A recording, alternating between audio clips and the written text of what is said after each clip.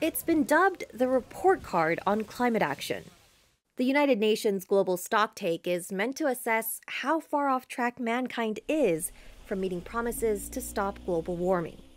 The report released Friday shows the world still has some catching up to do. Let's take a closer look at why it matters.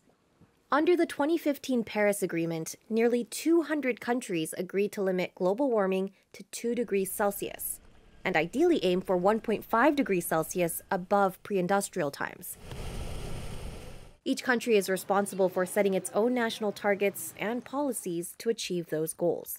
So, to check in on what countries are doing, the Paris Agreement says nations should periodically assess and evaluate progress. Climate diplomacy analyst Linda Kalcher explains. The global stocktake is really the moment when collective progress is analyzed, and then as a result, we hope that countries go back home and say, okay, this is what we could individually do more. Concretely, this year also there is a conversation about phasing out fossil fuels. So we expect that in an ideal world, there is a commitment to phase out fossil fuels and really scale up renewable energies. Countries already knew what the global stocktake was going to say. They are not on track. The world is already 1.2 degrees Celsius warmer than in pre-industrial times, a temperature increase that is unleashing deadly heat, wildfires, and devastating drought and floods around the world. That's despite a huge increase in the number of countries setting CO2 cutting targets.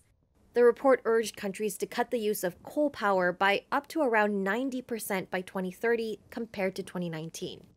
It also called to virtually eliminate it as a source of electricity by 2050. The global stocktake is expected to be a politically divisive topic at this year's United Nations COP28 Climate Change Summit in November, hosted by the United Arab Emirates. The UAE's president of the conference, Sultan Al Jaber, has said the exercise must not only identify where climate action is missing, but also produce a plan to get countries on track.